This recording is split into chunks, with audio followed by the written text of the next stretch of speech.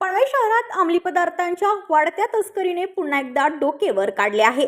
Doctor Babasaheb Ambedkar पुतळा परिसरात पोलिसांच्या सतर्कतेमुळे मोठा प्रकार उघडकीस आला आहे। हेल्मेट विना जाणारी स्कूटी पोलिसांच्या रडारवर आली। स्कूटी क्रमांक MS05 EB 6183 थांबवण्यात आली। तपासादरम्यान वाहन चालकाकडे ड्रायव्हिंग लायसन्स तसेच वाहनाची कोणतीही कागदपत्रे नव्हती।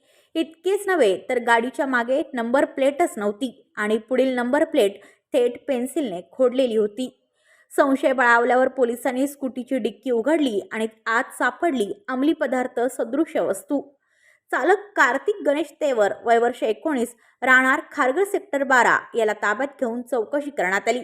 गाडी माझी नसल्याचे सांगत त्याने मालकाला घटनास्थळी बोलावले। यानंतर गाडी मालक केतन गिरीश मालू वय वर्ष 22 राहणार खांदा कॉलनी यालाही पोलिसांनी ताब्यात घेतले। संपूर्ण प्रकरणाची माहिती वरिष्ठ पोलीस निरीक्षक औदुंबर पाटील यांना देण्यात आली। दोन्ही आरोपी वाहन आणि मुद्देमाल पनवेल शहर पोलीस स्टेशनच्या ताब्यात देण्यात आले आहे। या घटनेमुळे पनवेलमध्ये अंमली पदार्थ तस्करीचे वाढते जाळे पुन्हा एकदा चर्चेत आले आहे। ब्युरो रिपोर्ट पनवेल वार्ता न्यूज। आपल्या परिसरातील बातम्या आमच्यापर्यंत पोहोचवण्यासाठी स्क्रीनवर दिलेल्या क्रमांकावर संपर्क साधू शकता। दूरध्वनी क्रमांक 8652414343।